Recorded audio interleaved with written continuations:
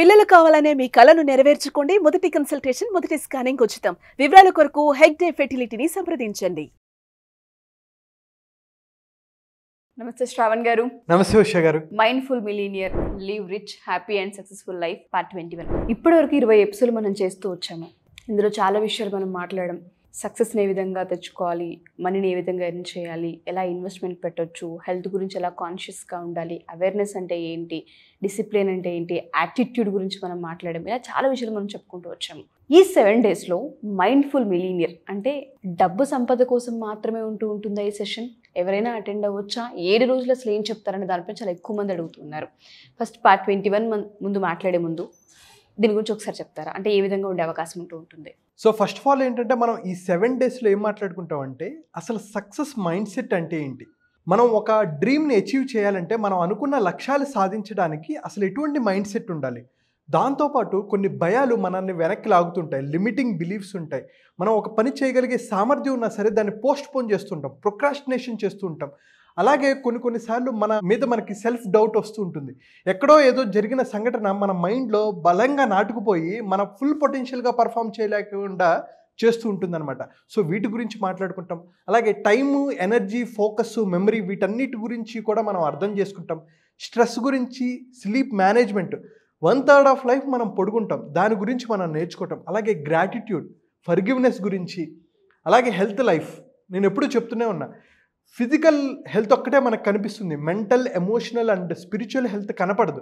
So వాటిని ఎలా మనం ఇంప్రూవ్ చేసుకోవాలి, బిజినెస్ అండ్ కెరియర్ లైఫ్ని ఎలా ఇంప్రూవ్ చేసుకోవాలి, ఫినాన్షియల్ లైఫ్ని ఎలా ఇంప్రూవ్ చేసుకోవాలి, బిజినెస్, వీటన్నిటి గురించి మనం, అలాగే మెడిటేటివ్ సెషన్స్ కూడా ఉంటాయి. సో ఈ 7 డేస్ ఒక కొత్త ఎక్స్పీరియన్స్ ఇవ్వడానికి, ఎందుకంటే వచ్చిన డబ్బుని మేనేజ్ చేసుకోవడానికి మనకు అర్హత ఉండాలి. అందుకని ఎటువంటి హ్యాబిట్స్ ఉంటే నువ్వు ఒక గొప్పవాడివి అవుతావు. డైలీ రొటీన్స్, మనం డైలీ రొటీన్స్ని, మన మైండ్ సెట్ని, మన యాటిట్యూడ్ని మార్చుకోకుండా ఎంత డబ్బు సంపాదించినా అది పోగొట్టుకుంటాం. కాబట్టి మనం ఫౌండేషన్, రూట్ లెవెల్ నుంచి మనం వస్తాం. ఏదో పైన సూపర్ఫిషియల్ లెవెల్లో చెప్పేసి ట్రిక్స్, టెక్నిక్స్ చెప్పడం కాదు. రూట్ లెవెల్లో ఒక మనిషి ఇంకోసారి నా మీద డిపెండ్ అవ్వకూడదు. అలాంటి వ్యక్తులుగా మనం తీర్చిదిద్దటమే ఈ 7 డేస్ యొక్క ప్రాముఖ్యత. డెఫినెట్గా అండి. సో ఎవరైతే ఎపిసోడ్ చూస్తూ ఉంటుంటారో ఈ 7 డేస్ మీకు ఎటువంటి ఇంపాక్ట్ని క్రియేట్ చేస్తుంది అనేది, రూట్ లెవెల్ నుంచి మనిషి ఏ విధంగా స్ట్రాంగ్ అవ్వాలనే సెషనే ఈ సెషన్. ఎవరికైనా ఇంట్రెస్ట్ ఉంటే కింద స్క్రోల్ అవుతున్న కాంటాక్ట్ నెంబర్ని కాంటాక్ట్ చేయొచ్చు.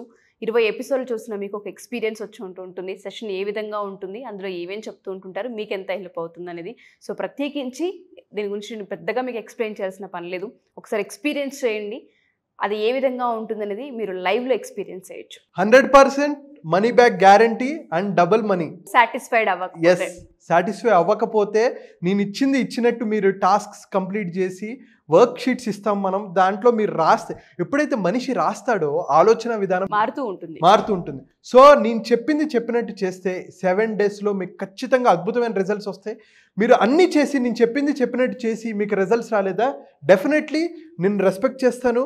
మీ వర్క్ షీట్స్ చూస్తాను, మీరు అందరూ వర్క్ చేశారు, మీకు రిజల్ట్ రాలేదా, మీ డబ్బులు మీకు ఇచ్చేస్తాను. ఎందుకంటే నాకు ఎప్పుడైతే రిజల్ట్స్ రాకుండా నేను ఎవరి డబ్బులు నేను తీసుకోను. అది నేను ఫండమెంటల్గా నా వాల్యూ సిస్టమ్ అది. సో దాంట్లో మిమ్మల్ని నేను ఏకీభవిస్తాను అండ్ ఎప్రిషియేట్ కూడా చేస్తాను అనమాట. సో రెడీగా ఉండండి 7 డేస్ కోసం. సో ఫియర్, చాలా మందికి భయం ఉంటుంది. వ్యాపారం చేయాలంటే భయం, స్టేజ్ ఎక్కి మన గురించి మనం మాట్లాడుకోవాలంటే భయం, నలుగురిలో ఏదైనా మాట్లాడాలంటే భయం, దేనికైనా సరే కొంచెం భయపడుతూ ఉంటుంటారు. వాళ్ళు సక్సెస్ చూడాలంటే లైఫ్లో ఏ విధంగా అంటారు? మన మైండ్ఫుల్ మిలీనియర్ వాళ్ళకి ఎటువంటి ఇంపాక్ట్ని ఇస్తూ ఉంటుంది?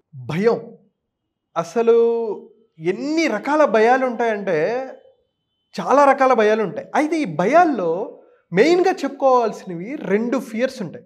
ఒకటి ఇమాజినరీ ఫియర్స్, ఒకటి రియల్ ఫియర్.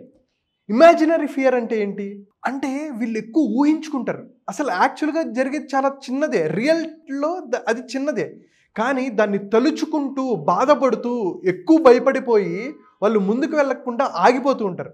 ఫర్ ఎగ్జాంపుల్ మనం చూసుకుంటే గ్లాసోఫోబియా అంటారు, పబ్లిక్ స్పీకింగ్. ప్రపంచవ్యాప్తంగా చూసుకుంటే, అమెరికాలోనే కాదండి, ప్రపంచవ్యాప్తంగా 75% మందిని వేధించేది ఏదైనా ఉంది అంటే పబ్లిక్ స్పీకింగ్. అంటే ఒక 100 మంది ముందు, 200 మంది ముందు మాట్లాడటం అనేది చావు కన్నా ఎక్కువ భయం అని కొంతమంది చెప్తుంటారు.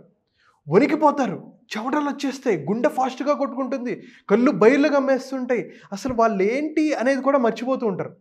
కానీ దీన్ని కనుక మీరు ఓవర్కమ్ చేసారా అద్భుతాలు జరుగుతాయి.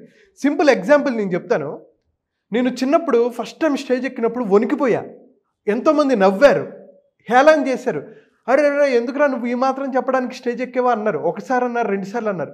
కానీ ఆ టైంలో కనుక నేను వెనక అడుగు వేసినట్టుంటే నేను ఎప్పటికీ స్టేజ్ ఎక్కడానికి భయపడేవాళ్ళు. కానీ ఇప్పుడు నేను వేల మంది ముందు అనర్గళంగా గంటల సేపు నేను మాట్లాడగలను. దానివల్ల నేను ఎంత పొందాను అంటే ఎంతోమంది ప్రేమ, నేను గౌరవాన్ని. నేను ఎప్పుడైనా కొన్నిసార్లు కాలేజెస్కి వెళ్ళినప్పుడు చూడండి రౌండ్ అప్ చేసేస్తారనమాట సెషన్ అయిన తర్వాత. Sir wonderful session sir.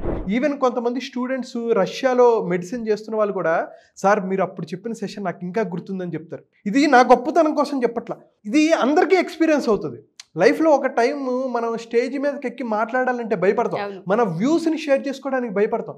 కానీ ఇది ఎప్పుడైతే జరిగిందో మనం అప్పుడే ఆగిపోయామా, మనం లైఫ్లో ఎప్పటికీ ముందుకెళ్ళాం. నేను ఈరోజు చిరంజీవి గారిని కలిసి ఆయన అప్రిషియేషన్ నేను పొందాను అంటే నేను ఇలాంటి ఫియర్స్ని, లిమిటింగ్ బిలీఫ్స్ని ఎంతమంది క్రిటిసైజ్ చేస్తారు వాటన్నిటిని దాటుకుంటూ వచ్చాను కాబట్టి అవుతుంది. సో ఇదొక ఫియర్. అయితే మేజర్గా ఒక మనిషి సక్సెస్ అవ్వలేకపోవడానికి గల కారణాలు ఏంటంటే 30 ఉన్నాయి. బట్ యాజ్ ఆఫ్ నో ఒక 12 మాట్లాడుకుందాం. So 12 biggest fears holding you ఏంటంటే ఫియర్ ఆఫ్ ఫెయిల్యూర్. అమ్మో ఫెయిల్ అయిపోతానేమో. ఒక ఎగ్జామ్ ఉంటే ఒక పిల్లోడు ఏమంటే అమ్మో ఫెయిల్ అయిపోతానేమో, మ్యాథ్స్లో నేను ఫెయిల్ అయిపోతాను, ఫెయిల్ అయిపోతే నా పరిస్థితి ఏంటి అని ఈ ఫియర్స్ యాంగ్జైటీగా కన్వర్ట్ అవుతుంటాయి. ఫియర్ అంటే ఏంటంటే ఒక పాము వచ్చింది అనుకోండి, అమ్మో పాము అని వెనక్కి వెళ్ళటం ఫియర్. అక్కడ లేదు అమ్మో పాము వస్తే ఏంటి నా పరిస్థితి, కరిస్తే పరిస్థితి ఏంటి, నా ఫ్యామిలీ ఏమైపోతుంది, నా భవిష్యత్తు ఏమైపోతుంది అమ్మ అని చెప్పేసి దీన్నే తలుచుకుంటూ దాన్ని యాంగ్జైటీగా కన్వర్ట్ చేసుకుంటాం. So fear is a tension నుంచి మొదలవుతుంది, ఫియర్ వస్తుంది, దాని తర్వాత యాంగ్జైటీగా మారుతుంది. So fear of failure, fail అవుతే ఫెయిల్ అయ్యాం ఏమవుతుంది అని అనుకోలేరు. Fear of failure. Fear of rejection. ఇంటర్వ్యూలో నన్ను రిజెక్ట్ చేస్తారా, లేకపోతే నాకు నచ్చిన పర్సన్ నన్ను రిజెక్ట్ చేస్తారేమో నన్ను భయం, ఇది ఎక్కువ ఉంటుంది. ఏమో నేను రిజెక్ట్ చేస్తే ముందు ఒకసారి మాట చెప్పు. ఒక లవ్ ఫెయిల్యూర్, ఒక అమ్మాయి ఉంది, ఇష్టం ఉంది, చెప్పు, నువ్వు చెప్పాలనుకున్న విషయం చెప్పు. రిజెక్ట్ చేస్తే ఓకే ఫైన్ థ్యాంక్ యూ, కానీ నువ్వు అమ్మో రిజెక్ట్ చేస్తే ఏంటి నా పరిస్థితి అని చెప్పి ఎక్కువ ఇమాజినరీ ఫియర్ అనమాట. Fear of being judged. అరే నేను నల్లగా ఉన్నాను, పొట్టిగా ఉన్నాను, జుట్టు తక్కువ ఉంది, లావుగా ఉన్నాను అని చెప్పి వాళ్ళని వాళ్ళు లో సెల్ఫ్ ఎస్టీమ్లోకి వెళ్ళిపోతుంటారు. ఇదొకటి. అలాగే fear of success. Sir fear of failure విన్నాం, ఫియర్ ఆఫ్ సక్సెస్ ఏంటి?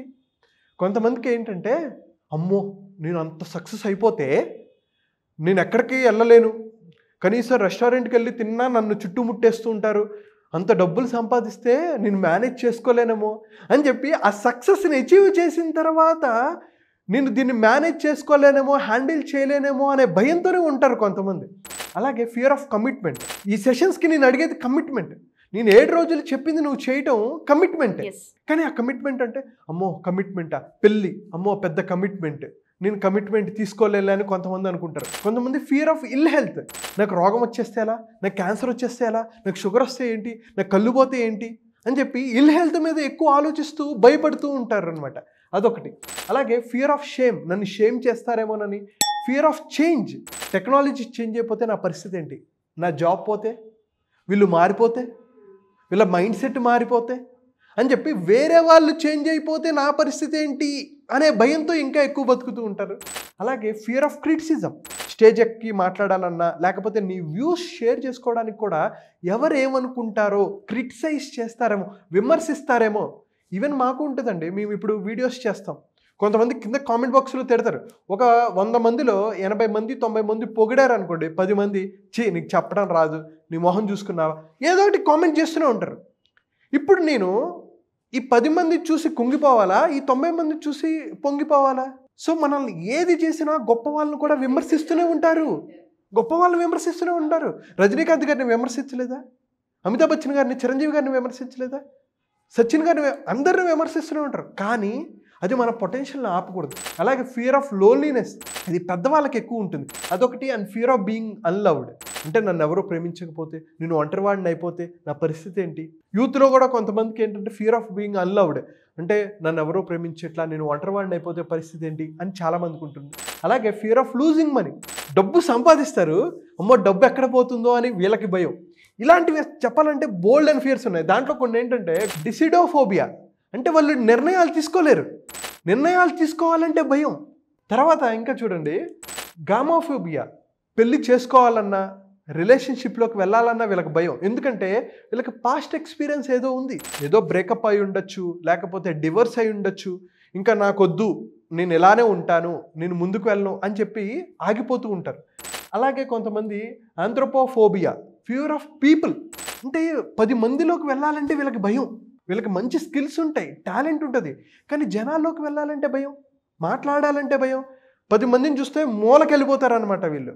అదొక ప్రాబ్లం. అండ్ అలాగే మనం మాట్లాడుకుంటే చూడండి, యాంటిలోఫోబియా, ఇంపర్ఫెక్షన్, అంటే నేను పర్ఫెక్ట్గా ఉంటేనే నేను ఈ పని చేస్తా, లేకపోతే చేయను, అంటే వాళ్ళు పర్ఫెక్ట్గా లేరు అని చెప్పి వీళ్ళు ఎక్కువ విమర్శిస్తూ ఉంటారు, వాళ్ళని ఎక్కువ విమర్శించుకుంటూ ఉంటారు. అండ్ అలాగే ఒబిసోఫోబియా, అమ్మో ఇది తింటే నేను లావైపోతానేమో, లావైపోతే నా పరిస్థితి ఏంటి అని చెప్పి దీని గురించి ఎక్కువ ఆలోచించే వాళ్ళు ఉన్నారు. చూడండి, ఆటోఫోబియా, ఒంటరిగా ఉండడానికి భయపడతారు, ఒంటరిగా ఉండలేరు వీళ్ళు, కానీ వాళ్ళ జీవితంలో ఎక్కువ భాగం ఒంటరిగానే ఉంటూ ఉంటారు. ఇదొకటి.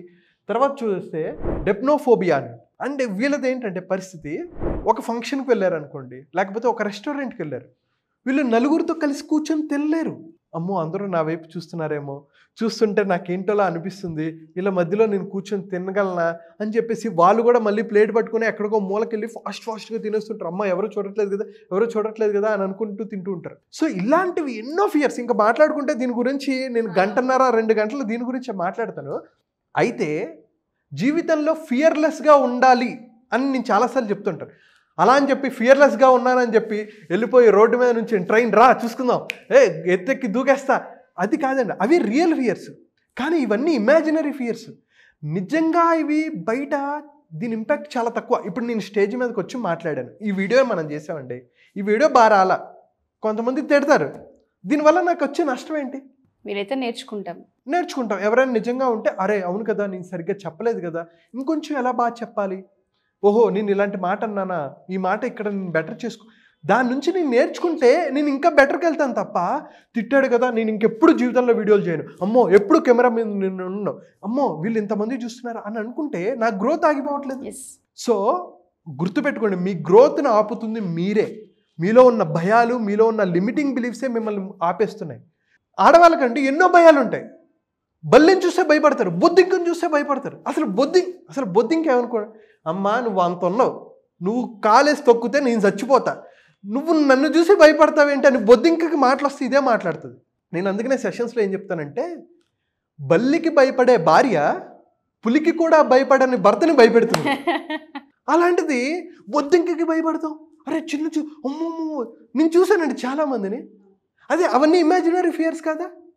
పాములు అంటే భయపడితే చూసి భయపడ్డాము, హైట్స్ అంటే భయపడ్డాము అంటే ఒక అర్థం. నిజంగా చెప్పాలంటే స్నేక్ ఫోబియా ఉన్న వాళ్ళను కూడా మనం 20 మినిట్స్లో మార్చచ్చు, నిజంగా మార్చచ్చు. అయితే ఈ ఫియర్సే ఫోబియాలుగా ఇంకా ఎక్కువ ఉంటే ఫోబియాలుగా మారుతాయి. దాని తర్వాత యాంగ్జైటీ అయిపోతుంది, వాళ్ళ జీవితాన్ని నరక యాతన చేసుకుంటూ ఉంటారు, ప్రజెంట్లో బ్రతకలేరు. అందుకనే మనం మైండ్ఫుల్ మిలీనియర్లో మనం మైండ్ఫుల్నెస్ చాలా చాలా ఇంపార్టెంట్. ప్రజెంట్ మూమెంట్లో ఉండటం, ప్రతి నిమిషాన్ని ఎంజాయ్ చేయాలంటే ఫియర్స్ని మనం వదిలేయాలి. ఫియర్స్ని కనుక వదిలేసామా అద్భుతమైన లైఫ్ని మనం ఎంజాయ్ చేస్తాం. మన 7 రోజుల సెషన్లో వీటికి సంబంధించి కూడా మనం మాట్లాడే అవకాశం ఉంటుంది. ఖచ్చితంగా అండి. మనం ఏ టాపిక్స్ మాట్లాడుకుంటామంటే రీఇగ్నైట్ యువర్ డ్రీమ్స్, నీ డ్రీమ్స్ ఏంటి, దానికి అవసరమైన సక్సెస్ మైండ్ సెట్ ఏంటి, అండ్ అలాగే ఒక మంచి హ్యాబిట్స్ని ఎలా బిల్డ్ చేసుకోవాలి, అండ్ దాంతోపాటు మీ ఫియర్స్ ఏంటి, మీ లిమిటింగ్ బిలీఫ్స్ ఏంటి, సెల్ఫ్ డౌట్స్ ఏంటి, ప్రొక్రాస్టినేషన్ వాయిదా ఎక్కువ వేస్తున్నారా, తర్వాత మీకు చిన్నప్పుడు ఏదో కొన్ని చెడు సంఘటనలు జరుగుంటాయి, ఆ బ్యాడ్ మెమరీస్ని మనం ఎలా ఓవర్కమ్ చేయాలి, వాటిని అన్నింటినీ ఎలా బ్రేక్ చేయాలి, టైంని ఎనర్జీని ఎలా బెటర్గా చేసుకోవాలి, ఫోకస్ అండ్ మెమరీని ఎలా ఇంప్రూవ్ చేసుకోవాలి, దాంతోపాటు గ్రాటిట్యూడ్ ఫర్గివ్నెస్ని ఎలా బెటర్ చేసుకోవాలి, హెల్త్ లైఫ్. నేను ఎప్పుడు చెప్తుంటా 4 ఉంటాయి, physical, mental, emotional and spiritual. So physical health కనిపిస్తూ ఉంటుంది అందరికీ, కానీ మెంటల్, ఎమోషనల్, స్పిరిచువల్ కనపడదు. అలాగే financial life, relationship life, business and career, stress and sleep management. So మీరు ఇందాక అడిగారు కదా, దాంట్లో ఖచ్చితంగా ఈ స్ట్రెస్ అండ్ స్లీప్ మేనేజ్మెంట్ గురించి ఉంటుంది, సెల్ఫ్ అవేర్నెస్ గురించి, బిలీఫ్స్ గురించి, సెల్ఫ్ కంట్రోల్ గురించి, అలాగే డిసిప్లిన్ ఎలా బెటర్ చేసుకోవాలి, అండ్ అలాగే మెడిటేటివ్ సెషన్. సో వీటన్నిటిని ప్యాకేజ్. ఎందుకంటే స్ట్రెస్, స్లీప్ గురించి ఒక్కదాంతో మాట్లాడామనుకోండి, మనం ఇవన్నిటిని బెటర్ చేసుకోకుండా ఇవి అవ్వము. సో ఓవర్ థింకింగ్ బ్రేక్ చేయకుండా నిద్ర బెటర్ చేసుకోలేము. ఓవర్ థింకింగ్ తగ్గించుకోవాలంటే ఎటువంటి యాటిట్యూడ్ ఉండాలి, ఎటువంటి మైండ్ సెట్ ఉండాలి, మనకు ఎటువంటి భయాలు ఉన్నాయి, ఎటువంటి లిమిటింగ్ బిలీఫ్స్ ఉన్నాయి, మన పని బాగా చేయాలంటే ఎటువంటి ఎనర్జీ ఉండాలి, ప్రొక్రాస్టినేషన్ చేయకుండా ఎలా ముందుకెళ్ళాలి అనే వీటన్నిటి గురించి మనం ఒక లక్ష్యాన్ని సాధించడానికి ఏవైతే అవసరమో వాటన్నిటి గురించి మనం ఈ 7 days మాట్లాడుకుంటాం. ఓకే, సో మీరు అన్నట్టుగానే ఒక డబ్బు గురించి మాత్రమే కాదు, బిహేవియర్, స్లీప్ ప్యాటర్న్స్, హెల్త్, ప్రతి ఒక్కటి కూడా ఇందులో మనం నేను అదే చెప్తున్నాను కదండి, కొన్ని కోట్లున్నా సరే నిద్ర కొనుక్కున్న ఆ డోసేజ్ ఎలాగైతే మైకేల్ జాక్సన్ గారు ఆ ప్రొపోఫోల్ అనేది ఎక్కువ అవటం వల్ల ఆయన చనిపోయారు. సో మెడికేషన్లో ఉన్నారా మీరు? అసలు మెడికేషన్ వరకు వెళ్లకుండా ఎటువంటి జాగ్రత్తలు తీసుకోవాలి? డబ్బులున్నా సరే నిద్ర ఎవరు కొనుక్కోలేరండి. సో నిద్ర గురించి కూడా చాలా చాలా ఇంపార్టెంట్. అందుకనే వీటన్నిటి గురించి ఒక 360 degreesలో మనిషికి అవసరమైన వాటన్నిటి గురించి మనం మాట్లాడుకుంటాం. మార్నింగ్ 5 నుంచి 6:30 వరకు ఉంటుంది. నేను ఎప్పుడు చెప్పేదే, ఒకవేళ మీరు జాయిన్ అయ్యి మీకు ఎటువంటి రిజల్ట్స్ కనపడలేదా, మీరు ఎంతైతే డబ్బులు పే చేశారో దానికి డబల్ నేను ఇచ్చేస్తాను, అందులో ఎటువంటి సందేహం లేదు, చూసుకుందాం. సో అంతకుమించి చెప్పడానికి కూడా ఏమీ లేదు. ఎవరైనా సరే, ఆడపిల్లలైనా సరే బిజినెస్ ఆంటర్ప్రినర్స్గా బయటికి రాణించారని చాలామంది ఉమెన్స్ అనుకుంటూ ఉన్నారు. వాళ్ళందరికీ కూడా డెసిషన్ మేకింగ్లో ఎక్కడో ఆగిపోతుంటుంటారు. మీకు చాలా ఫియర్స్ ఉంటూ ఉంటాయి. చేస్తే సస్టైన్ అవుతామా లేదా, మార్కెట్లో మనం నిలదొక్కుకోగలమా, పెట్టిన ఇన్వెస్ట్మెంట్ పోతుందేమో, ఇంట్లో వాళ్ళు ఏమంటారేమో, అసలు ఇది రైటా కాదా అన్న దాంట్లో ఆగిపోతూ ఉంటుంటారు. మీ అందరికీ కూడా చూసే విధానాన్ని ఏ విధంగా మార్చాలి, మనం పెట్టే పెట్టుబడి ఏ విధంగా పెట్టాలన్న వాటిపైన కూడా దీనిలో చాలా ఇన్ఫర్మేషన్ ఉంటూ ఉంటుంది. 7 రోజులు మీ జర్నీ ఏదైతే ఉంటుందో ఇప్పటి నుంచి ఒక లెక్క అనే చెప్పాలి. ఎందుకంటే చాలా విషయాలపైన మీకు అవగాహన వచ్చే అవకాశం ఉంటూ ఉంటుంది. కింద స్క్రోల్ అవుతున్న కాంటాక్ట్ నెంబర్ మీరు కాంటాక్ట్ చేయగలిగితే శ్రావణి గారి టీం మీకు పూర్తి వివరాలను అందిస్తారు. థ్యాంక్ యూ అండి. Thank you so much.